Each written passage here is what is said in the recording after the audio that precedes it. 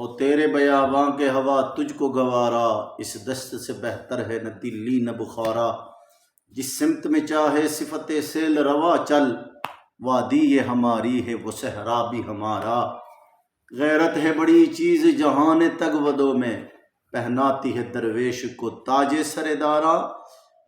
افراد کے ہاتھوں میں ہے اقوام کی تقدیر، ہر فرد ہے ملت کے مقدر کا ستارہ، دی ہاتھ سے دے کر اگر آزاد ہو ملت، قلندر لاہوری شاعر مشق فرماتے دی ہاتھ سے دے کر اگر آزاد ہو ملت، ہے ایسی تجارت میں مسلمان کا خسارہ، دنیا کو ہے پھر معرکہ روح بدن پیش، تہذیب نے پھر اپنے درندوں کو ابارا، اور فرمایا اللہ کو پا مردی مومن پہ بھروسہ، ابلیس کو یورپ کی مشینوں کا سہارا۔ آج ہی ہمارے حکمران بھی یہی کہتے ہیں جی ہمیں وہاں سے آتا ہے جی، اب کیا کرے جی،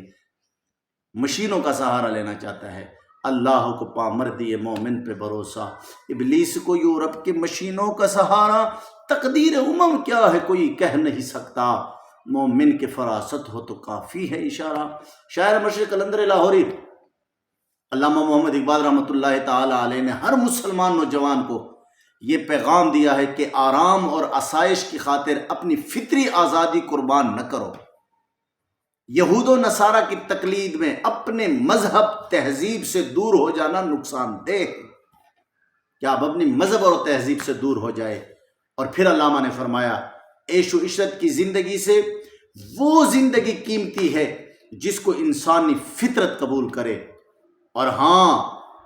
عمل کا اللہ کے لیے خالص ہونا ہی بہت ضروری ہے، اور بہت بڑی دولت سے بھی بہتر ہے، اور یہ دولت اسلاف کے نقش قدم پر چل کر ہی حاصل کی جا سکتی ہے، جو کہ بابا جی چلے ہیں اور بابا جی نے ہمیں سکھایا ہے۔ اب اگر امت